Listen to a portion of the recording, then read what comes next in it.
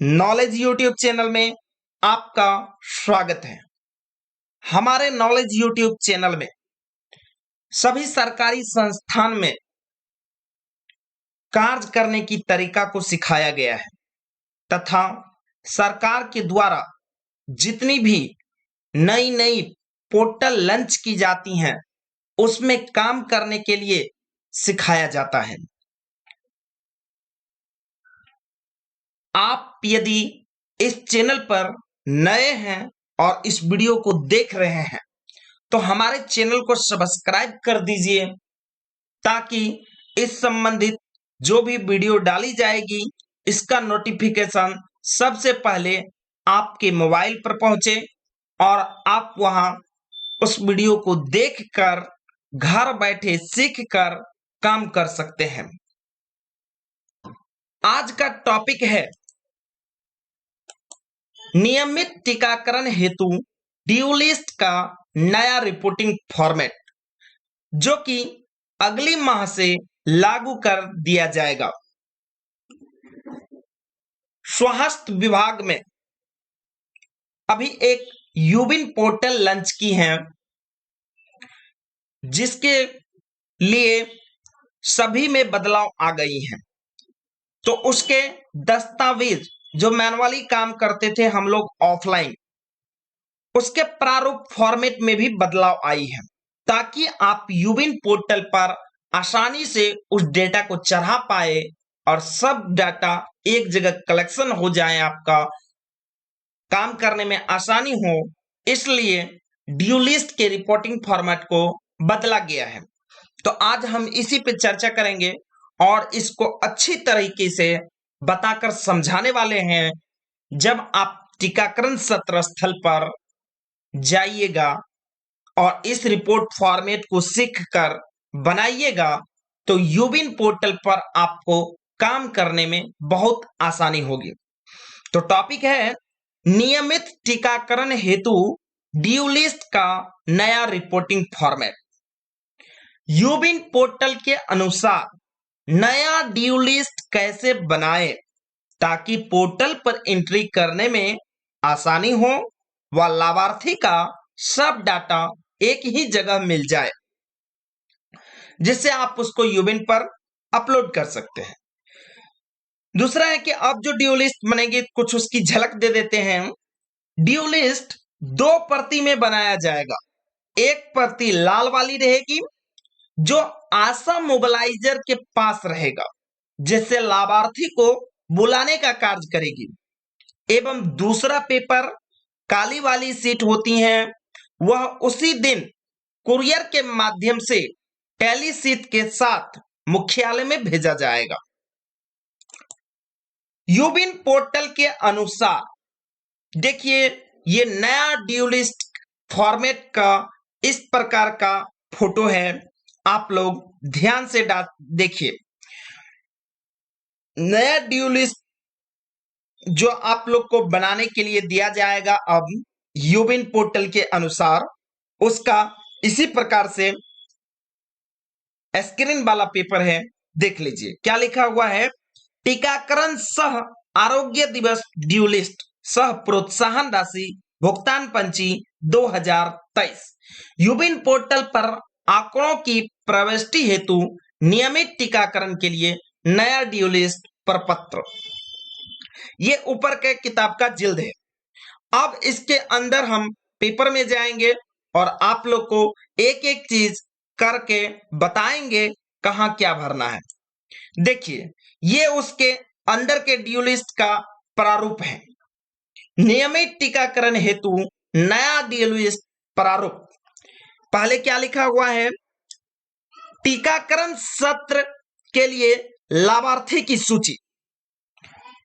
कैसे भरना है अब इसको ध्यान से देखिएगा, एक एक चीज सिखा देते हैं आप लोग को और इसके बाद कहीं दिक्कत होने वाली नहीं है और ना ही आपको किसी से पूछताछ करनी है।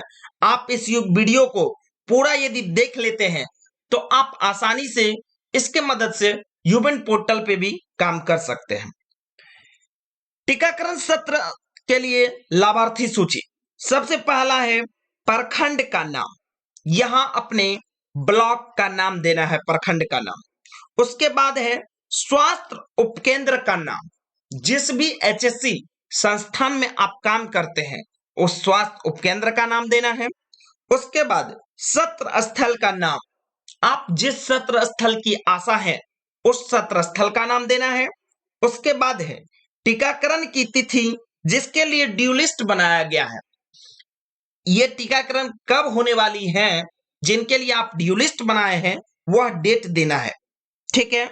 और दूसरी साइड क्या है, टीकाकर्मी का नाम, जो एनएम दीदी हैं उनका नाम, आशा मोबिलाइजर का नाम, जो आशा दीदी काम करती हैं उसका नाम, आंगनवाड़ी का नाम, आपके सत्र स्थल पे जो आंगनवाड़ी हैं उनका नाम, सर्वे अद्यतन है या नहीं, माना आपका सर्वे स्टेप वाली ड्यू लिस्ट बनाने से सर्वे अपडेट है या नहीं इसकी भी जानकारी देनी है यहाँ। यदि अपडेट है तो हाँ, यदि नहीं अपडेट है तो नहीं। उसके बाद पूछा जा रहा है कि ड्यू लिस्ट अद्यतन है या नहीं, आपका ड्यू लिस्ट अपडेट है या नहीं।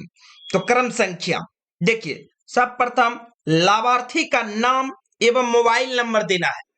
जो भी लाभार्थी हैं या तो वह गर्भवती माता हो सकती हैं या तो वह बच्चे हो सकते हैं, जो किशोरी अवस्था भी हो सकती हैं, या न्यूबॉर्न बेबी, जो जन्मजात बच्चे होते हैं, नवजात बच्चे होते हैं, वो भी हो सकते हैं। तो लाभार्थी आपके कौन कौन हो सकते हैं सत्र स्थल पे, गर्भवती माता होगी और उसके बाद नवजात शिशु होंगे और किशोरी अवस्था के बालक बालिकाएं होंगे, ठीक है। तो यहां देना है लाभार्थी का नाम एवं मोबाइल नंबर। मोबाइल नंबर अब के ड्यू लिस्ट में अनिवार्य हो गया है। जब तक ये मोबाइल नंबर नहीं दीजिएगा तो आप इसके डेटा को यूबिन पर अपलोड नहीं कर पाइएगा, इसलिए मोबाइल नंबर अनिवार्य हो गया है। और उसका जन्म तिथि या उम्र, जन्म तिथि पूरा डेट ऑफ बर्थ के रूप में ले सकते हैं, ईयर ऑफ डेट बर्थ, और उम्र कितनी वर्ष की है, या तो आप जन्म तिथि ले लीजिए या उम्र ले लीजिए। पिता या पति का नाम, अब उस लाभार्थी के पिता का नाम, बच्चे हैं तो पिता का नाम, यदि गर्भवती माता है तो उनके पति का नाम, ठीक है। अब देखिए उसके साइड में क्या कॉलम है, यूबिन पर पंजीकरण हेतु पहचान पत्र का प्रकार एवं संख्या। यदि यूबिन पर लोड करने के लिए आपको 12 प्रकार की आईडी की जरूरत पड़ती है, जिसमें आ जाता है Aadhaar card, ration card, bank passbook, पहचान पत्र एट एक्स्ट्रा। 12 प्रकार की इस प्रकार से आईडी हैं। सबों के पास आधार कार्ड आसानी से उपलब्ध हो जाती है, इस वजह से हम लोग आधार कार्ड लेते हैं। और यहाँ जो भी कार्ड ले रहे हैं, आप पहचान पत्र ले रहे हैं या पैन कार्ड ले रहे हैं या आधार कार्ड ले रहे हैं या राशन कार्ड ले रहे हैं, उसका संख्या जरूर दर्ज करें, क्या ले रहे हैं और उसका संख्या जरूर दर्ज करें। यदि आप आधार कार्ड ले रहे हैं तो लिखेंगे आधार कार्ड और आधार संख्या, ठीक है। आगे चलिए, आगे देखिए, यहां देखिए क्या लिखा हुआ है, अगले सत्र में जो टीका गर्भवती या बच्चे को दिया जाना है, अब जो सत्र होने वाली है उसमें गर्भवती या बच्चे को कौन सा सुई लगना है वो टीके का नाम देना है, ठीक है। आगे आगे लिखा हुआ है, जहां देखिए लाभार्थी सत्र पर आया है या नहीं, यहां पे देखिए क्या लिखा हुआ है, क्या वो गर्भवती या बच्चे आज आया है या नहीं। आप सत्र स्थल पे उस बच्चे का या गर्भवती का जानकारी देंगे, इसमें वो जो लाभार्थी सत्र पर आया है या नहीं, हाँ या नहीं। यदि आया है तो हाँ देंगे, यदि नहीं आया है तो नहीं देंगे। और नहीं आने का कारण क्या है, नहीं आने का कारण क्या है, तो देखिए एक पीला वाला कॉलम है, इसमें लिखा गया होगा दिए गए टीके का नाम और लाभार्थी के नहीं आने का कारण। तो पढ़िए, उसमें लिखा हुआ है आज जो टीका गर्भवती बच्चे को दिया, यदि नहीं आया तो कारण लिखे। कारण क्या क्या हो सकता है, कारण हो सकता है या तो वह गांव से बाहर है, या तो उसका घर पे ताला बंद है, या तो वह बीमार है, या तो वह टीका लेने से इनकार कर दिया या टीका बाहर लगा लिया। ठीक है। और कारण हो सकती है AFI का डर, साइड इफेक्ट का डर होता है, और अदर कारण भी हो सकती हैं। ठीक है, समझ लिए। अब देखिए, कुछ आप लोग के वेतन का भी इसमें जिक्र कर देते हैं, ताकि आप लोग अपने कर्तव्य और दायित्व को समझते हुए अपना वेतन भी ले सकते हैं। बगल में दिया गया है कि पूर्ण टीका के लिए राशि है 100 रुपया, संपूर्ण टीका के लिए राशि है 75 रुपया, और डीपीटी बूस्टर सेकेंड डोज के लिए राशि है 50 रुपया। इसकी चर्चा हम आगे जाके कर रहे हैं बहुत अच्छे से। पहले ये देख लीजिए कि आप जो ड्यू लिस्ट बनाइएगा उसमें शामिल क्या क्या कर सकते हैं। पहला, इसमें वह बच्चा भी शामिल होगा जिन्हें पिछले सत्र में टीका नहीं पड़ा है, छूट गया है, उस बच्चे का नाम देना है। और दूसरा, अपने मां के घर नानीहाल यानी नानी गांव में आई हुई कोई भी मां जिसके साथ में बच्चा है या मां वो खुद गर्भवती है, इनका भी नाम शामिल करना है। या अपने पिता के घर दादीहाल में आए हैं, दादी गांव में कोई भी मां या उसके साथ बच्चा है या गर्भवती है, तो उसका भी नाम दर्ज करना है। वो आपके गांव में ननियाल है किसी का बच्चे का, या ददीहाल है, यदि वो आए हैं तो उनका भी नाम दर्ज करना है। ये मेहमान के रूप में आते हैं। ठीक है, अब आप लोग के काम का जिक्र देखिए किस प्रकार है। वेतन का, अद्यतन ड्यू लिस्ट बनाने के लिए 300 रुपया प्रति आशा या मोबिलाइजर को देना है। 300 रुपया प्रति आशा मोबिलाइजर को देना है ड्यू लिस्ट के लिए बनाने के लिए। ठीक है, आशा मोबिलाइजर को पूर्ण टीकाकरण के लिए 100 रुपया, संपूर्ण टीकाकरण के लिए 75 रुपया, और डीपीटी सेकंड बूस्टर के लिए प्रति लाभार्थी 50 रुपया की राशि दे। और प्रति व्यक्ति को यदि बुलाते हैं, जो लाभार्थी हैं, गर्भवती माता हो या बच्चा है, तो उसके मोबिलाइज करने के लिए प्रत्येक लाभार्थी 10 रुपया दिया गया। ठीक है, अब आगे चलते हैं, कुछ थोड़ा सा चर्चा कर लेते हैं पहले और अब में। तो पहले क्या देते थे ड्यू लिस्ट बनाने में, और अब का बदलाव हो गया। देखिए, पहले क्या होता था, पहचान पत्र का ये डाटा नहीं लिया जाता था। अब एक कॉलम जोड़ दिया गया है। पहले पहचान पत्र का डाटा नहीं लिया जाता था, अब कॉलम जोड़ दिया गया है कि जहां पहचान पत्र का नाम क्या आप पहचान के रूप में ले रहे हैं और उसकी संख्या को अंकित करना अनिवार्य हो गया। ये बदलाव आ गया है यूबिन आने के बाद। लाभार्थी का मोबाइल नंबर पहले लिया जाता था, नहीं भी लिया जाता था, कोई दिक्कत नहीं है, लेकिन अब लिया ही जाएगा, अनिवार्य कर दिया है, नहीं तो उसका यूबिन पे एंट्री नहीं होगा। लाभार्थी के आने के कारण, पहले कारण थे गांव से बाहर, बीमार, इनकार, टीका बाहर लिया है या अदर।